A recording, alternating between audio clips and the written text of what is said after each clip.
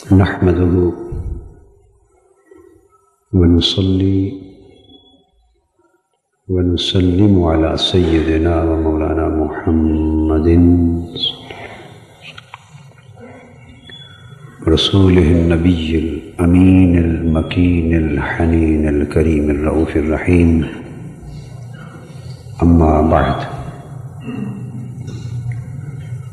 فأعوذ بالله من الشيطان الرجيم. بسم الله الرحمن الرحيم. يا أيها الذين آمنوا لا تتخذوا آباءكم وإخوانكم أولياء إن استحبوا الكفر على الإيمان ومن يتولهم منكم فأولئك هم الظالمون. قل إن كان آباؤكم وأبناؤكم وإخوانكم وأزواجكم وعشيرتكم وأموال اقترفتموها وتجارة تخشون كسادها ومساكن ترضونها أحب إليكم من الله ورسوله وجهاد في سبيله فتربصوا حتى يأتي الله بأمره والله لا يهدي القوم الفاسقين. صدق اللہ مولانا العظیم.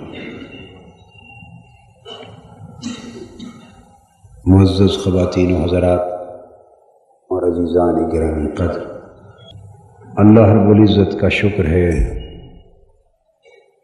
جس کی توفیق سے ہمیں نعمت ایمان نصیب ہوئی،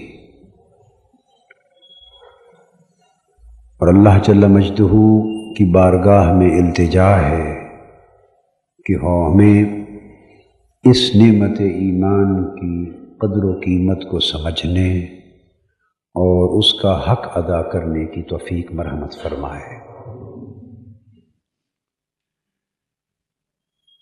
پچھلے جمعۃ المبارک سے ہم نے سابقہ موضوع یعنی قرآن اور سلسلہ نور کا موضوع ختم کرنے کے بعد سورہ توبہ کا بیان شروع کیا تھا، اور پچھلے خطاب جمعہ میں سورہ توبہ کی بعض آیات کریمہ کے حوالے سے میں نے جہاد فی سبیل اللہ کا وہ پہلو بیان کیا تھا جس میں اللہ کے دین کے لیے اور اللہ کی رضا کے لیے جان کی قربانی کس قدر اجر، فضیلت اور درجے کی بات ہے۔ آج اس جہاد ہی کے دوسرے پہلو کا ذکر ہے، اور جو آیہ کریمہ میں نے تلاوت کی آیت نمبر 23 اور 24 اور اس کے بعد آگے بھی مختلف آیات مبارکہ کے حوالے سے ہم مضمون کو واضح کریں گے۔ یہ بیان زیادہ تر اسی سورہ توبہ پر مشتمل ہوگا۔ اس میں اللہ تبارک و تعالی نے ہمیں ایمان کی قیمت سمجھائی ہے۔ حق یہ ہے جو نعمت کسی کو راہ چلتے مل جائے، بغیر محنت، مشقت اور تکلیف و مصیبت کے جو نعمت مل جائے، اس نعمت کی قدر نہیں ہوتی۔ جس شخص نے کبھی گرمیوں کے سخت موسم میں ننگے پاؤں دھوپ پر ریتلے میدان میں چل کے نہ دیکھا ہو، اسے ٹھنڈے سائے کی قدر و قیمت کا اندازہ نہیں ہوتا۔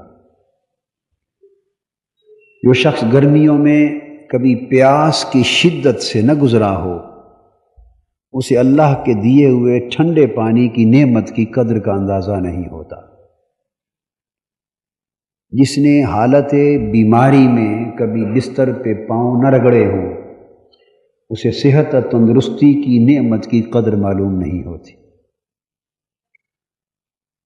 اور ہمارا بالعموم یہ حال ہے کہ وہ لوگ جنہیں والدین کی نعمت میسر ہے انہیں یہ اندازہ نہیں کہ ماں باپ کی نعمت کتنی بڑی قیمت ہے۔ اس کا اندازہ ان کو ہے جن کے سروں سے ماں باپ کا رحمت برا سایہ اٹھ جاتا ہے۔ الغرض نعمت جو میسر ہو اس کی قدر کم ہوتی ہے، اور پھر جو آسانی سے مل گئی ہو بغیر محنت و مشقت کے اس کی قدر تو اور ہی کم ہو جاتی ہے۔ یہ انسانی فطرت ہے، انسانی کمزوری ہے۔ ہم ان لوگوں میں سے ہیں جنہیں ایمان بغیر محنت کے مل گیا، ایمان بغیر کسی تکلیف اور مصیبت کے مل گیا۔ ہمارے ماں باپ مسلمان تھے، ہم مسلمان والدین کے گھر پیدا ہو گئے اور پیدائشی مسلمان ہو گئے۔ ہمیں ایمان کی نعمت حاصل کرنے کے لیے نہ تو تلواروں کے سائے سے گزرنا پڑا، نہ پتھر اور تیر کھانے پڑے، نہ مصائب و مشکلات میں سے گزرنا پڑا، اور نہ ہجرتیں کرنی پڑی، نہ کاروبار و تجارت ترک کرنا پڑا، نہ بیٹے اور اولادوں کی گردنیں قربان کرنی پڑی۔ ہمیں ایمان ماں باپ کی وجہ سے پیدائشی مل گیا، اس لیے اس عظیم نعمت کی قدر نہیں ہے۔ آپ اپنے بچوں کی مثال لے لیں، آپ صبح سے شام تک دکان پر بیٹھیں، خون پسینہ ایک کریں، لاکھوں روپے کمائیں، مگر خون پسینہ ایک کر کے کمائی کی ہو، پھر خرچ کرنے کا وقت آئے تو اپنا زاویہ نگاہ بھی سامنے رکھ لیں، اور اپنے بیٹوں کا حال دیکھ لیں۔ وہ ماں باپ کی کمائی ہوئی دولت بیٹے کو دے دیں جس نے کبھی آ کر نہ دکان پہ قدم رکھا ہے، نہ فیکٹری میں، نہ ملازمت کی، اس کے ہاتھ میں 10,000 روپے دے دیں، اس کے خرچ کرنے کا رنگ بھی دیکھ لیں، اپنے خرچ کرنے کا رنگ بھی دیکھ لیں، اس لیے کہ اسے دولت بغیر محنت کے مل گئی ہے، یوں ہی باپ نے پکڑا دی، اور آپ نے دولت خون پسینہ ایک کر کے کمائی ہے، اس لیے اس کی قدر مختلف ہے۔ مجھے ایک بات یاد آ گئی، ابا جی قبلہ رحمۃ اللہ تعالی علیہ نے مجھے ایک بار درس دیتے، سبق دیتے ہوئے ایک حکایت، ایک مثال کے طور پہ بیان فرمائی تھی۔ وہ فرمانے لگے، بیٹے کہ ایک والد نے، اس زمانے لنگی کا رواج ہوتا تھا، یہ لنگی آپ تو شہر کے لوگ تو کم جانتے ہوں گے، مگر دیہاتوں میں اور جنگ جیسے یا شرپور جیسے شہروں کے لوگ جانتے ہیں لنگی کا جو رواج ہوتا تھا۔ بڑی بڑی قیمتی لنگیاں، اس زمانے 200-250 روپے کی بھی لنگی آتی تھی، 300-400 روپے کی بھی لنگی آتی تھی، آج کے حساب سے تو وہ کئی ہزار روپے کی ہوگی۔ بڑا قیمتی پہناوا تھا یہ۔ تو باپ نے بیٹے کو لنگی لے دی 400-500 روپے کی، بڑی قیمتی۔ بیٹے کی نوکری لگ گئی، اس نے اپنی تنخواہ سے 20-25 روپے کے جوتے خرید لیے، لنگی باپ کی دی ہوئی لے کر، جوتا بیٹے کا اپنا خریدا ہوا۔ بھائی قبلہ نے حکایتاً بتایا کہ ایک روز باپ نے دیکھا کہ بیٹا صاحب وہ 25 روپے کا جوتا لنگی سے صاف کر رہا ہے۔ پوچھا، بیٹے یہ کیا ماجرا ہے؟ کہتے کوئی چیز نہیں تھی تو میں نے جوتا صاف کرنا تھا، لنگی سے صاف کر دیا۔ باپ کی آنکھوں میں آنسو آ گئے، اس نے، بیٹا تم نے دیکھا یہ لنگی جس سے صاف کر رہے ہو 500 روپے کی، جوتا 25 روپے کا ہے، 500 روپے کو 25 روپے کی چیز پر قربان کر رہے ہو، اس لیے کہ یہ باپ کی کمائی ہے، یہ تیری اپنی کمائی ہے۔ تو جو چیز اپنی کمائی سے نصیب ہوتی ہے اس کی قدر اور ہوتی ہے، جو دوسرے کی کمائی ہوئی مل جائے اس کی قدر نہیں ہوتی۔ ایمان ہمیں اوروں کی کمائی کے صدقے سے مل گیا، ہم نے اس پر قربانی نہیں کی، قربانی ہوتی تو قدر ہوتی۔ اس کی قدر تو حضرت صدیق اکبر سے پوچھیے کہ ایمان کا کیا مول ہے۔ یہ مول تھا ایمان کا کہ باپ تلوار لے کر ایک طرف کھڑا ہے میدان جنگ میں، حضرت ابو بکر صدیق، بیٹا جوان تلوار لے کر کفر کی طرف کھڑا ہے میدان جنگ میں، باپ اور بیٹا صف آ رہا ہے، ایمان کی نعمت کو بچایا جا رہا ہے۔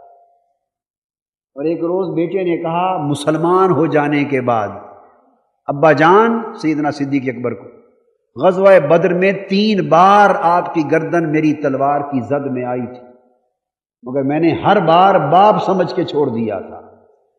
سیدنا صدیق اکبر رضی اللہ تعالیٰ عنہ جلال میں آ گئے، فرمانے لگے بیٹے خدا کی قسم تیری گردن اگر ایک بار بھی میری تلوار کی زد میں آ جاتی تو سر قلم کر دیتا، بیٹا سمجھ کے نہ چھوڑتا۔ کیوں کہ تو کفر بچانے کے لیے لڑ رہا تھا، میں اپنا ایمان بچانے کے لیے لڑ رہا تھا۔ جب ایمان کی نعمت نصیب ہو جاتی ہے تو دنیا کی ساری نعمتیں ایمان کے سامنے ہیچ ہو جاتی ہیں۔ قحط پڑ گیا تھا شہر مدینہ میں، لوگوں کو کھانے کا کچھ نہیں مل رہا تھا۔ سیدنا عثمان غنی رضی اللہ تعالیٰ عنہ کے گندم کے لادے ہوئے اونٹ آ گئے، غلہ آ گیا، تاجر دوڑے حضرت عثمان غنی رضی اللہ تعالیٰ عنہ سے غلہ خریدنے، سودا کرنے کے لیے۔ آپ نے سب کو جمع کر لیا، پوچھا کیا نفع دیتے ہو؟ کسی نے کہا بھائی 1 گنا زیادہ لے لیں، فرمایا نہیں کم ہے۔ دوسرے نے کہا 2 گنا زیادہ لے لیں، فرمایا کم ہے۔ تیسرے نے کہا 3 گنا دے دیتے ہیں، کم ہے۔ کسی نے کہا 4 گنا دے دیتے ہیں، کم ہے۔ فرمایا نہیں، مجھے یہ سودا اس باؤ منظور نہیں۔ سارے تاجروں کے منہ لٹک گئے، منہ تکتے رہ گئے کہ 4 گنا دے رہے ہیں، آج تک کبھی اتنا مول نہیں پڑا تھا غلے کا، قحط کی وجہ سے اتنا مول پڑ رہا ہے اور آپ اس پر بھی دینے کو تیار نہیں۔ سیدنا عثمان غنی رضی اللہ تعالیٰ عنہ 20 اونٹ غلوں کے لدے ہوئے، 1000 بوریاں غلوں کی انبار لگا پڑا تھا۔ جب سارے تاجر اپنی اپنی بولیاں لگا کے خاموش ہو گئے، سیدنا عثمان غنی اٹھے، فرمانے لگے تاجروں، ایک تاجر مجھے 10 گنا دے رہا ہے، ایک تاجر مجھے 10 گنا دے رہا ہے، بولو تمہیں بیچوں یا اس کو بیچوں؟ انہوں نے کہا بیچو تو اسی کو، مگر یہ تو بتا دو عثمان مدینے میں اتنا بڑا مالدار تاجر آ کون گیا ہے؟ فرمایا وہ میرا رب ہے۔ اس نے فرمایا من جاء بالحسنۃ فلہ عشر امثالھا، جو میری راہ میں 1 دانہ خرچ کر دے میں 10 گنا عطا کروں گا۔ سارا غلہ اٹھا کے تقسیم کر دیا، فرمایا مجھے 10 گنا اجر چاہیے۔ یہ زاویہ نگاہ ہے، مگر یہ سوچ اس وقت آتی ہے جب ایمان قلب و باطن میں مزین ہو جاتا ہے۔ ایمان سوچ کے زاویوں کو بدل دیتا، سوچ کے رخ بدل جاتے، فکر کے پیمانے بدل جاتے۔ اللہ رب العزت ایمان کے باعث فکر کے ان پیمانوں کو بدلنے کے لیے فرما رہے ہیں، یا ایھا الذین آمنوا، اے ایمان والو سنو، تمہیں کیا خبر کہ وہ یہ نعمت ایمان جو میں نے تمہیں عطا کر دی، اس کی قدر و قیمت کیا ہے، اس کا مول کیا ہے، اس کی عظمت کیا ہے؟ آؤ تمہیں بتاؤں کہ ایمان کیا ہے۔ لا تتخذوا آباءکم واخوانکم اولیاء ان استحبوا الکفر علی الایمان، اگر تمہارے ماں اور تمہارے باپ، تمہارے والدین جن سے تم پیدا ہوئے ہو، وہ اگر ایمان پر کفر کو پسند کریں، ایمان پر کفر کو پسند کریں اور ہوں تمہارے والدین، تو ایمان کو پیارا جاننا اور ماں باپ کی محبت کو چھوڑ دو، ماں باپ سے دوستی نہ کرنا، پھر ان کی محبت سے تائب ہو جانا، کیونکہ ایمان کی محبت پہلے ہے اور ماں باپ کے رشتے کی محبت بعد میں۔ یہ اس ماں باپ کے رشتے کی بات ہو رہی ہے کہ جس پر حضور علیہ السلام سے پوچھا گیا یا رسول اللہ صلی اللہ علیہ وسلم، اللہ رسول کے حق کے بعد کس کا حق ہے؟ فرمایا بر الوالدین، ماں باپ کا حق۔ پوچھا اللہ رسول کے بعد کس کا حق ہے؟ فرمایا بر الوالدین، ماں باپ کا حق ہے۔ تو فرمایا اگر ماں باپ جن کا حق اللہ اور رسول کے بعد ساری کائنات سے بڑھ کر ہے، فرمایا اگر وہ بھی کفر کی طرف راغب ہوں ایمان کے مقابلے میں، تو ماں باپ کا حق چھوڑ کر ایمان کا حق بچا لینا۔ ان کی تکریم سے منع نہیں کیا، پھر ان کی ادب اور تکریم کا حق جدا ہے، ان کی ادب اور تکریم کا حق جدا، حسن سلوک اور بلائی کا حق جدا ہے، مگر ایمان کے مقابلے میں نہ ماں باپ کا رشتہ عظمت رکھتا ہے نہ اولاد کا رشتہ عظمت رکھتا ہے۔ یہ خونی رشتے کا مقابلہ کر کے بتا دیا ایمان کے ساتھ۔ دو چیزیں ہیں جن کی خاطر انسان دنیا میں جیتا اور دنیا میں محنت کرتا ہے، یا اپنے خونی رشتوں کی آسائش اور سکھ چین کے لیے، یا مال و دولت حاصل کر کے دنیا میں سکھ چین کی زندگی بسر کرنا چاہیے۔ انسان کی زندگی ان دو چیزوں سے آسائش پاتی، سکون اور راحت پاتی۔ بیٹے بچے جوان ہوتے ہیں، ماں باپ انہیں دیکھ دیکھ کر دل میں ایک راحت پاتے۔ مال دولت انسان کما کے گھر بناتا ہے، سکھ کی رہائش گاہ دیکھ دیکھ کر دل میں راحت پاتا۔ انسان کی آنکھیں ان دنیا میں دو راحتیں دیکھتی، تو فرمایا پہلی راحت خون کے رشتے کی تھی، وہ اگر ایمان کے تابع ہو تو اسے پسند کرنا، اگر ایمان سے ٹکرا جائیں تو رد کر دینا۔ دوسری راحتیں جو مال و دولت سے جنم لیتی، فرمایا وَمَن يَتَوَلَّهُم مِّنكُمْ، اگر ماں باپ ایمان پر کفر کو ترجیح دیں اور تم ایمان کو نہ اپناؤ اور ان کی طرف جھک جاؤ، تو فرمایا تمہیں بھی انہی کافروں کی طرح عذاب دیا جائے گا۔ فَأُولَٰئِكَ هُمُ الظَّالِمُونَ، تمہارا شمار بھی انہی کے ساتھ کر دیا جائے گا۔ دوسرا فرمایا قُلْ إِنْ كَانَ آبَاؤُكُمْ وَأَبْنَاؤُكُمْ وَإِخْوَانُكُمْ وَأَزْوَاجُكُمْ وَعَشِيرَتُكُمْ، فرما دے میرے محبوب صلی اللہ علیہ وآلہ وسلم، لوگوں سے فرما دیجئے اگر تمہارے ماں باپ اور تمہارے بیٹے بیٹیاں اور تمہارے بھائی بہن اور تمہاری بیویاں اور تمہارے خاندان کے سب رشتہ دار، یہ سارے کے سارے رشتے ایک طرف، وَأَمْوَالٌ اقْتَرَفْتُمُوهَا، اور تمہارا مال و دولت اور سرمایہ جو تم محنت کر کر کے صبح و شام خون پسینہ ایک کر کر کے کماتے ہو، وہ بھی ایک طرف، وَتِجَارَةٌ تَخْشَوْنَ كَسَادَهَا، اور تمہارا کاروبار، تمہاری تجارت جس میں تمہاری جان لٹکی رہتی ہے اور تمہیں اس میں گھاٹے کے پڑ جانے کا خدشہ رہتا ہے کہ کہیں سودے میں نقصان نہ ہو جائے، وہ تجارت جس کے گھاٹے سے ڈرتے رہتے ہو، وَمَسَاكِنُ تَرْضَوْنَهَا، اور تمہاری بنائی ہوئی رہائش گاہیں، مکانات اور کوٹھیاں جنہیں آسائش والے مکان بناتے اور دیکھ دیکھ کر آنکھوں کو ٹھنڈا کرتے ہو، پسند کرتے ہو، فرما دو میرے محبوب اگر یہ سارے رشتے، یہ ساری خونی نسبتیں، یہ کمائی ہوئی ساری مال و دولت، یہ کاروبار و تجارت اور یہ خوبصورت بنائی ہوئی رہائش گاہیں، یہ ساری دنیا اگر تمہیں احب الیکم من اللہ ورسولہ وجہاد فی سبیلہ، اگر دنیا کی یہ ساری محبتیں تین محبتوں سے بڑھ جائیں، کون سی تین محبتیں؟ اللہ کی محبت سے بڑھ جائیں، اللہ کے رسول کی محبت سے بڑھ جائیں، اور اس کے دین کی خاطر جہاد کی محبت سے بڑھ جائیں۔ اللہ کی محبت سے یہ ساری محبتوں کو اللہ پاک نے جمع کر کے ایک ترازو میں رکھ دیا، ایک ترازو انسان کی زندگی کو ایک ترازو بنا دیا، ایک پلڑے میں ماں باپ کی محبت رکھ دی، اولاد کی محبت رکھ دی، بھائی بہنوں کی محبت، بیوی بچوں کی محبت، رشتہ داروں کی محبت، خاندان کی محبت، عصبیتیں محبتیں جمع کر کے رکھ دی، گھر بار کی محبت رکھ دی، کاروبار و تجارت کی محبت رکھ دی، سرمایہ و دولت کی محبت رکھ دی، ایک پلڑے میں ساری محبتوں کو جمع کر دیا۔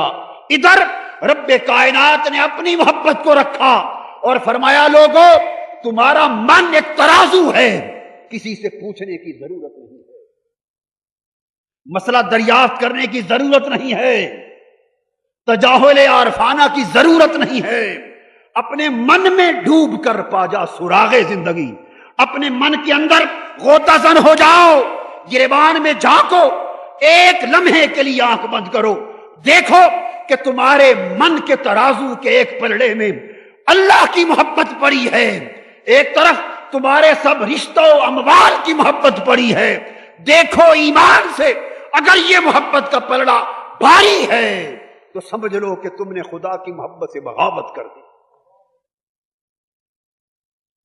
ورسولہ، پھر اس کے بعد اللہ کے رسول کی محبت رکھ دو. پھر ان ساری محبتوں کے ساتھ موازنہ کرو.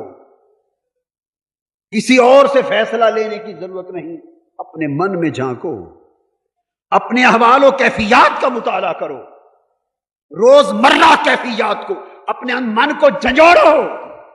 یہ من جو غفلت کی نیند سو گیا ہے، مادیت کی یلغار نے، مغربیت کی یلغار نے، حرص و ہوس کی یلغار نے، نفسانیت کی یلغار نے، انانیت کی یلغار نے ہمارے اللہ اور بندے کے درمیان تعلق کو کاٹ ڈالا ہے.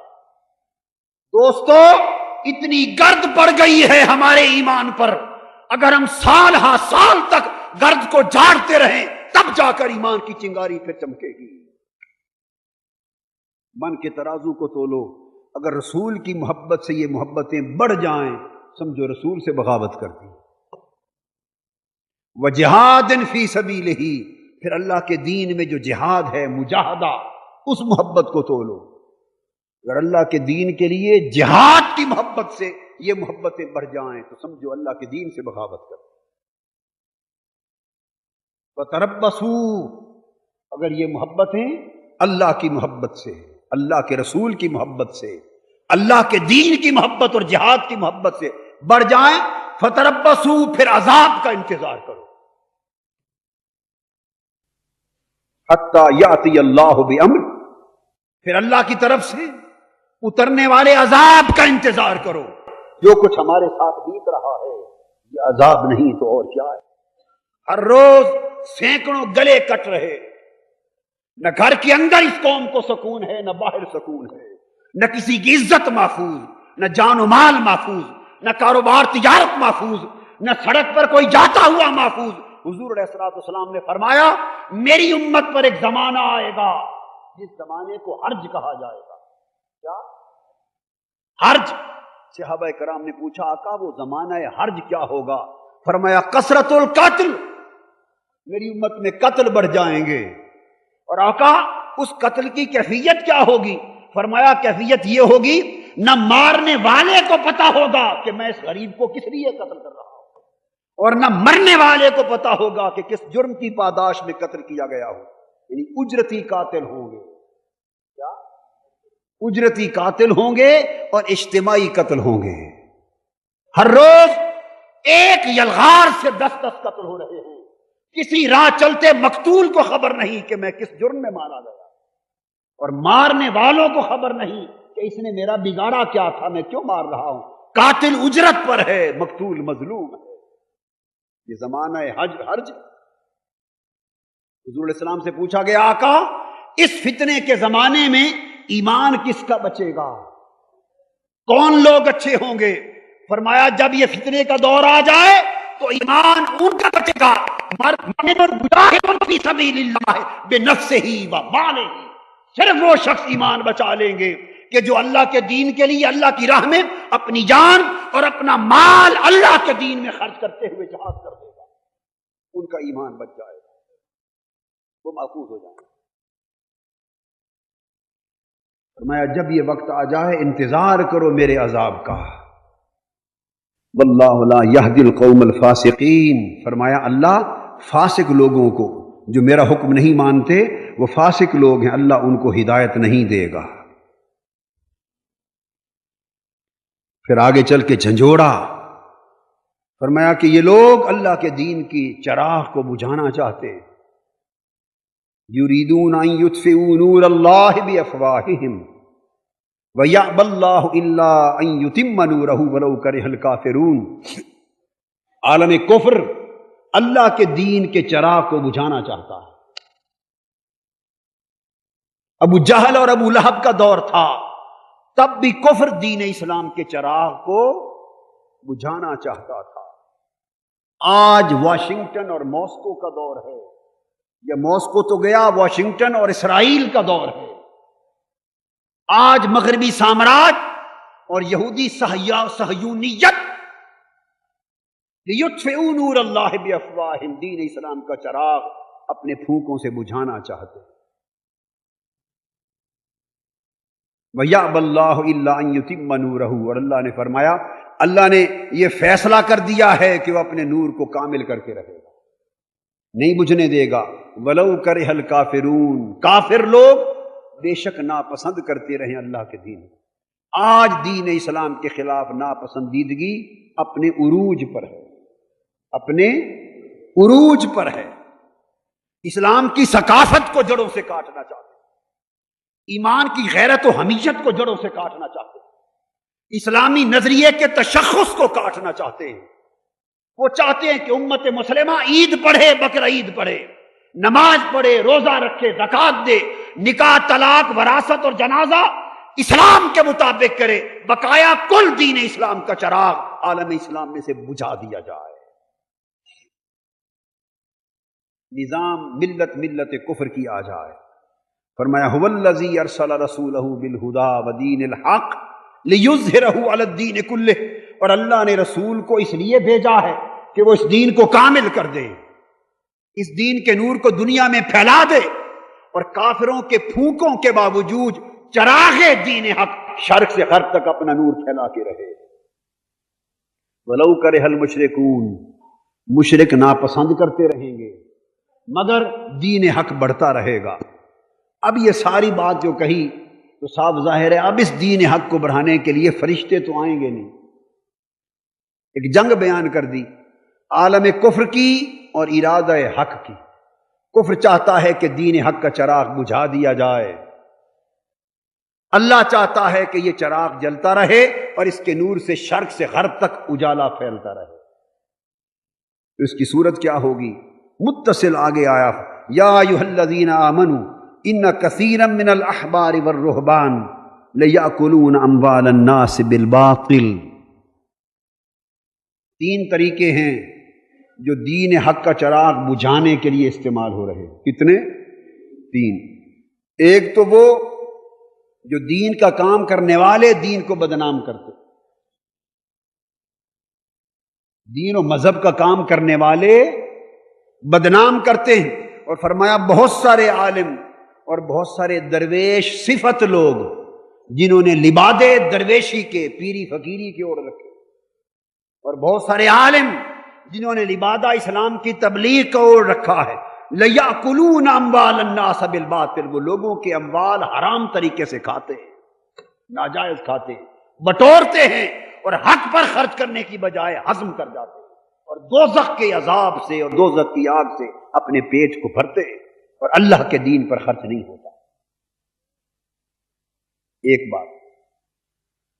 دوسرا فرمایا وہ طاقتور لوگ جو کفر کے نمائندے ہیں، جو کفر کے نمائندے ہیں، وہ یصدون عن سبیل اللہ، وہ لوگوں کو اللہ کے دین کی طرف آنے سے روکتے ہیں۔ یہ دوسرا طریقہ، اللہ کے دین کی طرف آنے سے روکتے ہیں۔ اب جو کچھ ہمارے گھروں میں آ گیا ہے، گھر بیٹھے کفر و لادینیت اور فحاشی اور عریانی کا جو دورہ ہے، یہ یصدون عن سبیل اللہ کا منظر گھر گھر دکھائی دے رہا ہے۔ ذہنوں کا دین سے دور کیا جانا، ایمان کی قدروں سے دور کیا جانا، اخلاقی شرم اور حیا سے دور کیا جانا، دلوں میں ایمان کی نسبت سے بے غیرتی کا پیدا کر دیا جانا، یہ ایک ایک قدم آنے والی نسلوں کو دین کی راہ سے ہٹانے کے مترادف ہے۔ یہ دوسری صورت۔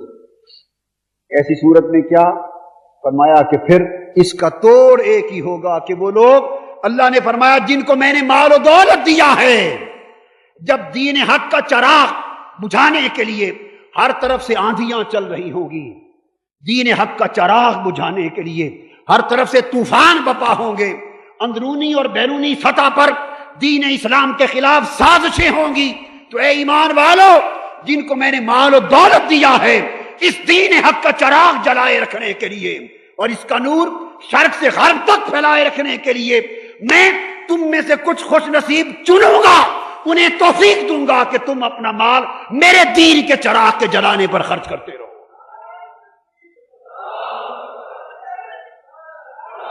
فرمایا میرے دین کے چراغ کو جلائے رکھنے پر اسے تیل دیتے رہو، اسے اس دیے میں تیل ڈالتے رہو، یہ چراغ جلتا رہے، اس دین کو طاقت دیتے رہو، اپنا تن من دن اس دین کی تقویت پر لٹاتے رہو، اس سے دین کا اتمام ہوگا۔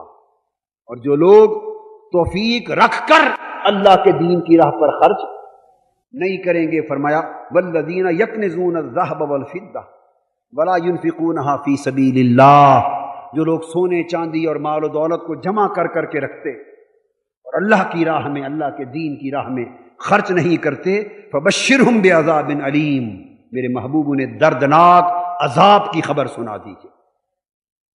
کیسا دردناک عذاب؟ یوم یحما علیہا فی نار جہنم، قیامت کے دن دوزخ کے فرشتے ان کے جمع کیے ہوئے مال و دولت، سونے چاندی اور سرمایے کے انبار کو دوزخ کی آگ میں اس سرمایے کو تپایا جائے گا، فَتُقْوَى بِهِمْ جِبَاهُهُمْ وَجُنُوبُهُمْ وَظُهُورُهُمْ، اور اس تپائے ہوئے سرمایے دولت سے ان کے پیشانیوں کو داغا جائے گا، ان کے پہلوؤں کو داغا جائے گا، ان کی پیٹھوں کو داغا جائے گا۔ هَذَا مَا كَنَزْتُمْ لِأَنفُسِكُمْ، اور آوازیں آئیں گی، یہ ہے تمہارا سرمایہ مال و دولت جو اپنی آسائش کے لیے جوڑ جوڑ کے رکھتے تھے، فَذُوقُوا مَا كُنتُمْ تَكْنِزُونَ، اپنے جوڑے ہوئے مال کا مزہ چکھو۔ اس لیے فرمایا کہ تمہیں دیا اس لیے تھا کہ خود بھی آسائش لو، خود بھی راحت لو، اور اسی سے میرے دین کو سربلند بھی کرو، میرے دین کا بوٹا طاقتور بھی کرو، اور کفر کی چلی ہوئی آندھیوں کا مقابلہ بھی کرو، میرے دین کا دفاع بھی کرو، اور غریب دکھی حقداروں کی مدد بھی اسی سے کرو۔ وہ سارے حق میں ہیں، سب سے پہلا اللہ اور اس کے رسول کا حق ہے، اور وہ دین اسلام کا حق ہے، وہ دین سارے حق اس کے بعد آتے ہیں، سارے حق اس کے بعد آتے ہیں۔ پھر ارشاد فرمایا اللہ رب العزت نے اسی باب میں، لوگوں ان کی طرح نہ ہو جانا، کالذین من قبلکم کانوا اشد منکم قوۃ واکثر اموالا واولادا، لوگوں ان پہلی قوموں کی طرح نہ ہو جانا۔ اے میرے محبوب کے امتیوں، اے میرے محبوب نبی کی پیاری پیاری امت کے لوگوں، تم پہلی قوموں کی طرح نہ ہو جانا جو تم سے پہلے گزر چکے، جنہیں ہم نے قوت بھی تم سے زیادہ دی تھی۔ قوم سمود کو پڑھو، قوم عاد کا حال دیکھو، مدین والوں کو دیکھو، قوم ہود کو دیکھو، قوم صالح کو دیکھو، ان کے حوال قرآن میں پڑھو، وہ قوت و طاقت میں بھی تم سے بڑے تھے، پہاڑوں کی چوٹیوں پر محل تراشتے، اکثر اموالا، مال و دولت کی کثرت میں بھی تم سے زیادہ تھے، واولادا، اولادوں میں بھی تم سے زیادہ تھے، ہم نے انہیں دنیا کا بہت کچھ دے رکھا تھا۔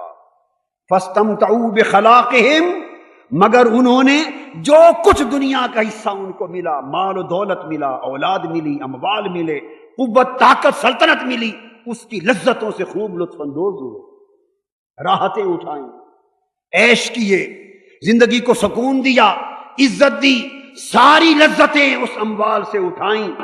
فاستمتعتم بخلاقکم، اور اے میرے محبوب کے امتیوں، تم بھی انہی کی طرح اس دنیا کی ساری مال و دولت سے اپنے لیے تو لذتیں اٹھا رہے ہو، چین پا رہے ہو، سکھ پا رہے ہو، عزت پا رہے ہو، جو چاہتے ہو بنا رہے ہو۔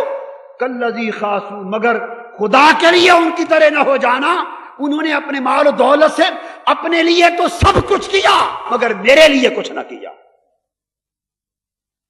جب میرا معاملہ آیا غافل ہو گئے، غافل ہو گئے، اپنی چال چلتے رہے، دنیا میں کی فکر میں غلطاں ہو گئے، آخرت کی فکر بھول گئے۔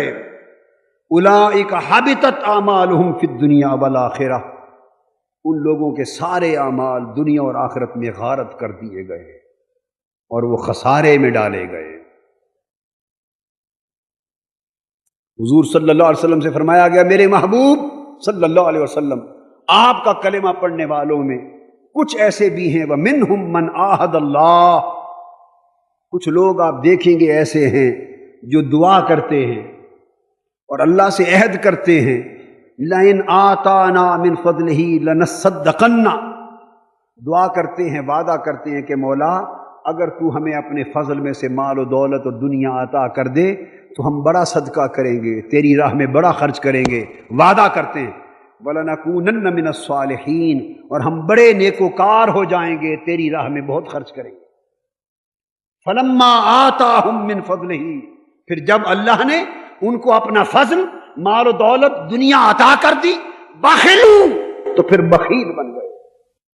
پھر خدا کی راہ میں خرچ کرنے کا جب وقت آیا تو گننے لگ گئے کہ اتنا بن گیا، اتنا دے دیں، اتنا دے دیں۔ بخیلوا، مجھ سے وعدہ کیا تھا مولا جتنا دے گا اتنا خرچ کریں گے تیری راہ میں، جب ہم نے انہیں دے دیا بخیلوا، بخیل ہو گئے۔ وَتَوَلَّوْا وَهُمْ مُعْرِضُونَ، اور اپنے عہد سے پھر گئے، اپنے وعدے سے پھر گئے اور روح گردانی کرنے والوں میں ہو گئے، روح گردانی کرنے والوں میں ہو گئے۔ اور ارشاد فرمایا کہ وَإِذَا أُنزِلَتْ سُورَةٌ أَنْ آمِنُوا بِاللَّهِ وَجَاهِدُوا مَعَ رَسُولِهِ، اور ان کی کیفیت یہ ہے، ان کی کیفیت جب مال و دولت مل گیا تو جب کوئی صورت آتی ہے، اللہ کی کوئی صورت، کوئی آیت اترتی ہے جس میں حکم ہوتا ہے کہ لوگو اللہ پر ایمان لاؤ اور اللہ کے رسول کے ساتھ اللہ کے دین کے لیے جان اور مال سے جہاد کرو، جان بھی لگاؤ اور جن کو مال دیا ہے وہ اللہ کے دین کے لیے مال سے جہاد کرے، جان سے جہاد کرے۔ فرمایا استأذنک اولو الطول منہم، ان میں سے جو مالدار لوگ ہیں، جو اہل ثروت، جو مالدار لوگ ہیں، وہ بہانے بنا کر آپ کے پاس آتے ہیں اور کہتے ہیں ہماری کچھ مجبوریاں ہیں، ہمیں اجازت دے دیں، ہمیں رخصت دے دیں۔ وقالوا ذرنا نکم من القاعدین، آپ ہمیں چھوڑ دیں، کچھ مجبوریاں ہیں، ہم پیچھے رہنے والوں کے ساتھ رہنا چاہتے ہیں۔ اور فرمایا اس کے برعکس یہ ایک طبقہ ہے، اور فرمایا میرے محبوب آپ کی پیاری امت میں ایک خوش نصیب مومنوں کا وہ طبقہ بھی ہے۔ اب دوسرے طبقے کا ذکر ہو رہا ہے، لیکن الرسول والذین آمنوا معہ، مگر رسول کی ذات اور رسول پر ایمان لا کر رسول کی معیت میں، محبت میں، تعلق میں آ جانے والے لوگ ایسے ہیں، جاہدوا باموالہم وانفسہم، وہ ایمان لائے اور پھر رسول کے ساتھ اللہ اور اللہ کے رسول کے دین پر اپنے مال بھی قربان کر دیے اور اپنی جانیں بھی قربان کر دی۔ آپ ایک نقطہ ہر جگہ دیکھیں گے، ہر جگہ جہاں ذکر آئے گا جہاد کا تو جاہدوا باموالہم کا ذکر پہلے، وانفسہم کا ذکر بعد میں، اپنے مال سے جہاد کرتے اور اپنی جان سے جہاد کرتے، جان کا جہاد بعد میں اور مال کا جہاد پہلے، حالانکہ جان لٹانا مال سے بھی اونچا درجہ رکھتا ہے، مگر اس کو بعد میں ذکر کیا۔ کیوں؟ اس لیے کہ جان سے جہاد کرنے کا موقع تو کبھی کسی خوش نصیب کو نصیب ہوگا، وہ ہر روز تھوڑا نصیب ہوتا ہے۔ میدان جنگ میں اترنا اور اللہ کے دین کے لیے جان دے دینا، یہ تو ایسا موقع ہے کہ کبھی نصیب ہوگا۔ تو فرمایا جو موقع کبھی نصیب ہوگا اس کا ذکر، اس کا موقع تو جب آئے گا دیکھا جائے گا، کون اس معیار پہ پورا اترتا ہے اور کون پورا نہیں اترتا۔ مگر جہاں تک اللہ کے دین کے لیے مال خرچ کرنا ہے، فرمایا لوگوں یہ تو وہ موقع ہے کہ ہر وقت ہر شخص کو میسر ہے، جس کو جتنا دیا ہے وہ اتنا خرچ کر سکتا ہے۔ اس لیے فرمایا اللہ کی راہ میں اس کے دین پر جہاد کرنے والوں، جہاد کا پہلا مطالبہ جہاد بالمال ہے، پھر جہاد بالنفس۔ خوش نصیب مومن وہ ہیں جو اللہ کے دین کے لیے مال سے جہاد کرتے اور جان سے جہاد کرتے ہیں۔ تو فرمایا جو اللہ کے دین کے لیے مال قربان کرتے ہیں اور جان قربان کرتے ہیں، وَأُولَٰئِكَ لَهُمُ الْخَيْرَاتُ، خیرات انہی کی ہے، خیرات انہی کی ہے۔ اللہ پاک نے معیار قائم فرما دی، خیراتوں کے درجے ہوتے ہیں، خیراتوں کی ترجیحات ہوتی ہیں، اور دین سارا ترجیحات کا نام ہے۔ آپ فرض چھوڑ کے سنتیں شروع کر دیں تو سنتیں وہ اجر نہیں دیتی جو فرض سے ملنا تھا، سنتیں چھوڑ کے نفل شروع کر دیں وہ اجر نہیں ملتا جو سنتوں سے ملنا تھا۔ دین آداب و ترجیحات کا نام ہے۔ تو فرمایا سب سے پہلا حق جس وقت اللہ کے دین پر حملے ہو رہے ہو اور چراغ دین حق بجھایا جا رہا ہو اور لوگوں کو دین سے دور کیا جا رہا ہو، ذہن بے دین ہو رہے ہو، اخلاق بے دین ہو رہے ہو، علم بے دین ہو رہا ہو، عمل بے دین ہو رہا ہو، اور ہماری آئندہ نسلیں ایمان کی دولت سے محروم ہو جانے کا اندیشہ پیدا ہو چکا ہو۔ اور اے اہل پاکستان، رب کائنات کی عزت کی قسم، آج میری بات کسی کی سمجھ میں آئے یا نہ آئے، مگر 20 سال کا عرصہ لکھ کے رکھ لو، 20 سال کا عرصہ لکھ کے رکھ لو۔ اگر زندگی نے ساتھ دیا تو میں آپ سے پوچھوں گا، 20 سال انتظار کرو، اگر دین اسلام کے حق میں ہماری بے حسی کا عالم یہی رہا، اگر دین مصطفیٰ اور ایمان کے بچاؤ کے لیے ہماری لا تعلقی کا عالم یہی رہا اور ہماری ترجیحات یہی رہی، 20 سال کے بعد چراغ لے کر ایمان تلاش کیا جائے گا۔ اگلی نسلوں کے سینوں سے دین کو تلاش کیا جائے گا۔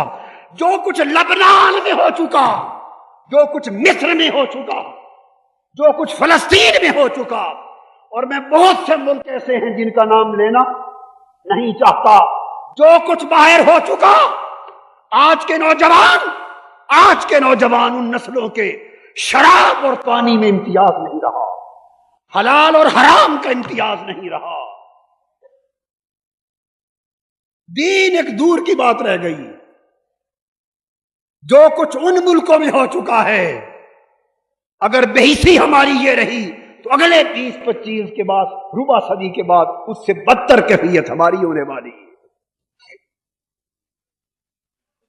آپ خود اندازہ کر لیں، وہ ماں باپ جو تہجد نہیں چھوڑتے تھے، جن کے گھر صبح کی تلاوت قرآن مس نہیں ہوتی، جن کے ہاں مصلے اور تخت بچھائے جاتے، اور صبح اٹھ کر جو ضعیف ماں باپ قرآن کی تلاوت کرتے ہیں، جس گھر میں قرآن کا نغمہ الاپا جاتا ہے، آج ان ماں باپ کے جیتے جیتے ان کی جوان اولادوں کا کیا حال ہے؟ ماں باپ کو جرأت کہ وہ جوان بیٹے کو بستر سے اٹھا کر نماز کے لیے کھڑا کر دیں گے، سکول جانے کے لیے اٹھائیں گے، کالج بھیجنے کے لیے اٹھائیں گے، مگر اللہ کے حضور سجدہ ریز کرنے کے لیے نہیں اٹھائیں گے۔ فحاشی کا حملہ ہو گیا ہماری زندگیوں پر، اریانی کا حملہ ہو گیا، بد اخلاقی کا حملہ ہو گیا، دین سے دوری کا حملہ ہو گیا۔ ہم کدھر جا رہے ہیں؟ ہماری اولادوں کے ساتھ اس وقت کیا بیت چکا ہے، ہمارے ہوتے کیا بیت رہا ہے، اور جب ہم اس دنیا میں نہیں ہوں گے اور یہ بچے جوان ہوں گے تو پھر ان کا حال کیا ہوگا، اور پھر ان کی اولادیں جو ان کی زیر تربیت پرورش پائیں گے ان کا حال کیا ہوگا۔ بس 25 برس کے انتظار کی دیر ہے، یہ دیار اسلام خدا نہ کرے دیار کفر نظر آئے۔ اسلام آج 56 دیش ہیں، اسلام کے اپنے 56 ملک ہیں، اور اسلام اپنے دیش میں پردیسی ہو گیا ہے، اسلام اپنے دیش میں پردیسی ہو گیا۔ علامہ اقبال نے کہا تھا، آقا وہ دین بڑی دھوم سے نکلا تھا وطن سے، پردیس میں آ کر غریب الغربا ہے، اے خاصان رسول وقت دعا ہے، امت پہ تیری وقت عجب آن پڑا ہے۔ آقا اس امت پہ بڑا کڑا وقت آ گیا ہے، آج دین کی ترجیح نہیں رہی، اس کے سوا ہر شے کی اہمیت ہے۔ کچھ دین کا نام لینے والے دین کو لوٹ کر کھا گئے، دین کے پردے میں دین کو بدنام کر گئے، کچھ نسلیں ان کے کردار کو دیکھ کر دین سے باغی ہو گئیں، کچھ کو مغرب نے دین سے دور کر دیا، کچھ کو ہوس نفسانی نے دین سے دور کر دیا، اور کچھ کو مال و دولت کی محبت نے دین سے دور کر دیا۔ یہ دین، یہ ایمان کا چراغ ٹمٹما رہا ہے، یہ چراغ ساری ہے۔ لوگوں، اپنا مال، اپنی جان، جو کچھ ہو سکتا ہے خدا کے لیے لٹا دو اور مصطفیٰ کے دین کو بچا لو۔ جو کچھ ہو سکتا ہے کر لو، اپنی نسلوں کے لیے کر لو۔ نسلوں کی بات بات میں ہے، حضور کے چہرے کے لیے کر لو۔ ابھی ہم مرنے والے ہیں اور قبر میں آقا کے سامنے جانے والے ہیں۔ حضور کو خبر ہے، اللہ کو خبر ہے، پوچھیں گے چلو اس شخص کے پاس تو کچھ نہ تھا میرے بندے، حضور فرمائیں گے میرے امتی تجھے تو مولا نے بہت کچھ دیا تھا، تو نے تو بہت کچھ دیا تھا، تو تو میرے دین کے کئی چراغ چلا سکتا تھا، تو نے کیوں نہ کیا؟ محنت کا وقت ہے، اس دور فتن میں جہاد کی ضرورت ہے، اور جہاد سب سے پہلا جہاد بالمال ہے۔ فرمایا خیرات انہی کی ہے جو اللہ کے دین کو بچا لے گے، باقی خیراتیں اس کے بعد ہیں، باقی خیراتیں اس کے بعد ہیں۔ وَأُولَٰئِکَ هُمُ الْمُفْلِحُونَ، اور یہی لوگ فلاح پانے والے ہیں۔ پھر ارشاد فرمایا باری تعالیٰ نے ایسے لوگ بھی ہیں وَمِنَ الْأَعْرَابِ مَن يَتَّخِذُ مَا يُنْفِقُ مَغْرَمًا۔ دوستو قرآن اترا تو 1400 سال پہلے تھا، مگر باتیں آج کی کرتا ہے، قرآن پرانا نہیں ہے۔ فرمایا میرے محبوب صلی اللہ علیہ وسلم اس وقت اعراب کی بات تھی، دیہاتی لوگوں میں سے، ہماری بات بھی ہو رہی ہے۔ ان گواروں میں سے کچھ وہ ہیں کہ انہیں جب کہا جائے اللہ کے دین پر خرچ کرو، دین اسلام کے لشکر پہ خرچ کرو، دین اسلام کو تقویت پہنچانے پر خرچ کرو، یتخذ ما ينفق مغرما، اسے جرمانہ سمجھتے ہیں، اسے جرمانہ سمجھتے ہیں۔ حضور صلی اللہ علیہ وآلہ وسلم سے ایک صحابی نے درخواست کی تھی آقا دعا فرمائیں اللہ میرے رزق میں برکت دے۔ اس کے پاس چند بکریاں تھیں، رزق میں برکت دے۔ آقا خاموش ہو گئے تھے، اس نے پھر اصرار کیا، حضور خاموش رہے، وہ سب کچھ دیکھ رہے تھے، اس نے پھر اصرار کیا، آقا نے دعا فرما دی اللہ تیرے رزق میں برکت دے۔ وہ ہر روز پنجگانہ نماز حضور علیہ السلام کی ابتدا میں پڑھتا اور صبح و شام آقا کا دیدار کرتا تھا، اس کے رزق میں برکت ہو گئی، بکریاں بڑھ گئیں، مویشی بڑھ گئے۔ وہ گھر جس میں رکھتا تھا مویشی وہ تنگ پڑ گیا، جب تنگ پڑ گیا اس نے شہر سے باہر ایک جگہ خرید لی، غلہ بانی، غلے کے لیے، مویشی وہاں لے گیا۔ اب وہاں ان کی نگرانی کے لیے خود رہنا پڑتا، اس لیے فجر کی نماز کے لیے آتا حضور کی بارگاہ میں اور باقی 4 نمازوں میں حاضری نہ دے سکتا۔ وہ 5 وقت کی جو زیارت اور حاضری تھی بارگاہ رسول کی رہ گئی، 1 وقت کی بچ گئی، مال بڑا ہو گیا۔ پھر آیا عرض کیا حضور دعا کریں اللہ آپ کی دعا سے بڑی برکت ہوئی، دعا فرمائیں اور اللہ برکت دے۔ آپ اس کی طلب کو دیکھ رہے تھے، فرمایا اللہ تیرے رزق کو اور برکت دے، پھر دعا فرما دی، اور جو برکت ہوئی تو اتنا مال بڑھ گیا کہ وہ جگہ بھی تنگ ہو گئی، اس نے دور جنگل میں جا کے جگہ خریدی، اتنی دور، اور مویشیوں کی حفاظت کے لیے بندوبست کیے۔ اب 7 دن مدینہ میں نہ آ سکتا، جمعے کے جمعے آتا ہے، جمعہ آتا اور 7 دن حاضری نہ دیتا۔ ایک روز آیا عرض کیا حضور اور دعا کریں اللہ رزق میں اور برکت دے، آپ نے اور دعا فرما دی، رزق اور بڑھ گیا، اور پھر جمعہ کا آنا بھی بند ہو گیا، عید پر آیا کرتا۔ حضور علیہ السلام نے عامل بھیجا، اپنا عامل یعنی کلیکٹر بھیجا زکوٰۃ اور صدقات و عطیات کی کلیکشن کے لیے کہ اجتماعی جمع فرماتے تھے، بھیجا، اور اس نے جب اپنا حساب کتاب کیا کتنی بکریاں، کتنے لیلے، کتنے چھترے، کتنی گائے، کتنے اونٹ، جب حساب کتاب کیا تو بڑی زکوٰۃ اور بڑا مال نکلا۔ اس نے کہا یہ تو بہت زیادہ نکلتا ہے، بہت زیادہ، اچھا تھوڑا سا لے جائیں، کچھ میں اور حساب کر لوں، بعد میں پھر چکر لگائیں۔ اس صحابی نے آ کے رپورٹ دی، حضور علیہ السلام جلال میں آ گئے، فرمایا اس کا مال اس کو واپس کر دو اور میرا پیغام دے دو تمہارے مال کی اللہ اور اس کے رسول کو کوئی ضرورت نہیں۔ اللہ ہمیں مال دے مگر ایسا نہ دے کہ جس کی ضرورت اللہ اور اس کے رسول کو نہ رہے۔ مسلمانوں یاد رکھو جو کچھ اللہ دیتا ہے وہ اللہ کی دین ہے، اور دعا کیا کرو کہ یہ اس کا دیا ہوا مال ایسا رہے کہ اللہ اور اللہ کا رسول قبول کرے۔ اگر نہیں لگتا اللہ اور اللہ کے رسول کی راہ میں اس کا مطلب ہے اس نے قبول نہیں فرمایا۔ تو فرمایا کچھ لوگ وہ ہیں مغرمہ جو اس کو تاوان اور جرمانہ سمجھ کے دیتے ہیں، بوجھ لاتے ہیں، ہر دوسرے دن مانگ رہے ہیں، ہر دوسرے دن لے رہے ہیں، تاوان سمجھتے ہیں۔ وَيَتَرَبَّصُ بِكُمُ الدَّوَائِرُ، اور زمانہ کی گردش کے منتظر رہتے ہیں۔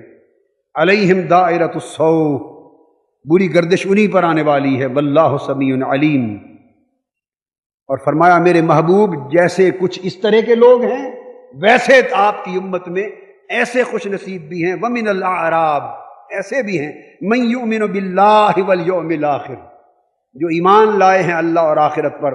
ویتخذ ما ينفق قربات عند اللہ وصلوات الرسول، اور وہ بڑھ بڑھ کے خرچ کرتے ہیں، بڑھ بڑھ کے جو کچھ ہوتا ہے آقا آپ کی بارگاہ میں آ کے لٹاتے، خرچ کرتے ہیں، اور ان کا ایمان یہ ہے جتنا خرچ کریں گے اتنا اللہ کی قربت نصیب ہوگی، جتنا خرچ کریں گے اتنا رسول کی دعائیں نصیب ہوگی۔ وہ اپنا خرچ کرنا اللہ کے دین کی راہ میں اللہ کی قربت اور رسول کی دعا کا ذریعہ سمجھتے ہیں۔ اور معلوم ہے آگے جواب کیا آیا؟ فرمایا خرچ کرنا اللہ کی قربت کا باعث جانتے ہیں اور رسول کی دعاؤں کا باعث جانتے ہیں۔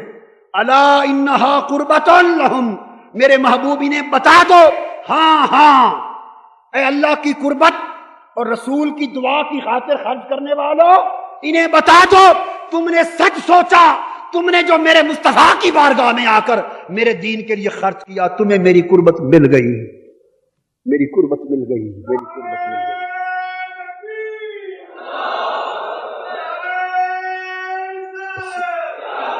ہاں بتا دو اس سے میری قربت مل گئی، اور ساتھ یہ بھی بتا دو ارے میری راہ میں، میرے دین پر، میری رضا پر، میرے امر پر مال خرچ کرنے میں تأمل کرنے والوں کیوں کرتے ہو؟ ان اللہ اشترى من المؤمنین انفسهم واموالهم بان لهم الجنہ، اے مومنوں تم نے کلمہ پڑھا ہے اور تم نے کلمے کا مفہوم نہیں سمجھا۔ جس دن لا الہ الا اللہ محمد رسول اللہ کا کلمہ تم نے پڑھ لیا تھا، اسی کلمہ کے ساتھ تمہارے اور میرے درمیان ایک سودا ہو گیا تھا۔ کلمہ پڑھتے ہی ایک سودا ہو گیا تھا، اور سودا کیا تھا؟ کلمہ پڑھ کر تم نے اپنی جان اور اپنا مال مجھے دے دیا تھا، اور میں نے تمہارے جان و مال کے عوض جنت تمہیں دے دی تھی۔ اب تمہاری جان و مال کا مالک میں ہوں، میری جنت کے مالک تم ہو۔ یہ ایک ایمانی سودا ہے جو اس دن ہو گیا تھا، اب اس سودے سے نہ پھرو۔ تو قربت تو مل گئی، اور رسول کی دعاؤں کا یہ عالم ہے۔ آخری بات حدیث پاک، حضور صلی اللہ علیہ وسلم ایک روز فرمانے لگے صحابہ کرام کے اجتماع میں کہ اسلام کے لشکر کو اور اسلام کو تمہارے وسائل کی ضرورت ہے، تمہارے مال و دولت کی ضرورت ہے۔ سیدنا عثمان غنی کھڑے ہو گئے، عرض کیا آقا صلی اللہ علیہ وسلم آج اسلام کے لشکر کو کتنی ضرورت ہے؟ آقا نے فرمایا اتنے 100 سپاہی ہیں، اتنے 100 کا لشکر ہے، اتنا اسلحہ، اتنے ہتھیار، دین کے لیے اتنی ضرورت ہے۔ عرض کیا حضور اور کوئی دے نہ دے، سارے لشکر کی ساری ضرورتیں عثمان پوری کرتا ہے۔ دیناروں اور درہموں کا انبار حضور علیہ السلام کے قدموں میں لگا، عرض کی حضور ساری ضرورت میں پوری کرتا ہوں۔ اب حدیث پاک بلفظ تھے نا وصلوات الرسول، وہ خرچ کرتے ہیں تاکہ اللہ کی قربتیں ملیں اور رسول کی دعائیں ملیں۔ وہ دعائیں کیسی تھیں؟ قربان جائیں عثمان غنی آپ کے غنا پر، آپ کی مالداری پر۔ آقا علیہ السلام نے وہ دینار اور درہم جو حضرت عثمان غنی نے ڈھیر لگا لیا تھا وہ اٹھا لیے کچھ اور اپنی جھولی میں ڈال لیے۔ حضور علیہ السلام ممبر پہ تشریف فرما تھے، ممبر پہ کھڑے تھے، جھولی میں ڈال لیے۔ حدیث میں آتا ہے کہ اس دیناروں میں اور درہموں میں اپنے ہاتھ رولتے تھے، اس طرح ہاتھ ڈال کر دینار اٹھا کے گراتے تھے، پھر ڈال کر اٹھا کر گراتے تھے، پھر اٹھا کر گراتے تھے، ہاتھ درہموں اور دینار میں رولتے تھے اور ساتھ عرض کرتے جاتے تھے مولا عثمان نے آج تیرے دین کی اتنی مدد کی ہے اپنے مال سے کہ آج کے بعد یہ جو عمل کرے قیامت تک اس سے کوئی سوال نہ کرنا، کوئی حساب و کتاب نہ کرنا، اس کے سارے عمل آج کے بعد چھوڑ دینا، حساب و کتاب کے بغیر چھوڑ دینا۔ پھر دعائیں تو ایسی دعائیں۔ مختصر یہ کہ یہ دور فتن شروع ہو چکا ہے، حضور صلی اللہ علیہ وآلہ وسلم نے قرب قیامت سے مراد کوئی 10 20 25 سال کا عرصہ نہیں ہوتا، وہ قرب کی مدت تو اللہ بہتر جانتا ہے، مگر وہ علامتیں، وہ فتنے جن کا ذکر آقا علیہ السلام نے فرمایا، میں آپ کو بتا رہا ہوں وہ دور فتن، آقا نے فرمایا 3 فتنوں کے دور آئیں گے قیامت سے قبل، پہلا دور فتن شروع ہو چکا ہے۔ میں ذمہ داری سے بتا رہا ہوں، حضور علیہ السلام نے فرمایا انہا ستکون فتن ثم تکون فتن ثم تکون فتن، میری امت میں فتنوں کا دور آئے گا، اس کے بعد ایک اور فتنوں کا دور آئے گا، پھر تیسرا فتنوں کا دور آئے گا۔ قیامت سے پہلے 3 ادوار آئیں گے فتن کے، اور میں بتا رہا ہوں کہ پہلا دور فتن شروع ہو چکا ہے، پہلا دور فتن شروع ہو چکا ہے۔ اس دور فتن میں حضور علیہ السلام نے فرمایا ایمان اسی کا بچے گا، اچھے اور بھلے لوگ وہی ہوں گے جو اللہ کے دین کے بچاؤ کے لیے اپنی جان اور اپنا مال دونوں لے کر اللہ کے دین کے لیے جہاد شروع کر دیں گے، اور جو غفلت کی نیند سے اٹھ جائیں گے۔ مسلمان بھائیوں، ہمیں غفلت کی نیند سے بیدار ہو جانا چاہیے اور اپنی جان و مال کی نعمتیں اللہ کے دین کے بچاؤ کے لیے اور اس کی اقامت کے لیے لٹا دینی چاہیے۔ اسی سے ہمارے ایمان کی حفاظت ہے، اسی سے پوری امت کے ایمان کی اور اگلی نسلوں کے ایمان کی حفاظت ہے۔ اللہ تبارک و تعالی ہمارے حال پہ لطف و کرم فرمائے اور ہمارے ایمان کی حفاظت فرمائے۔ وما علینا الا البلاغ۔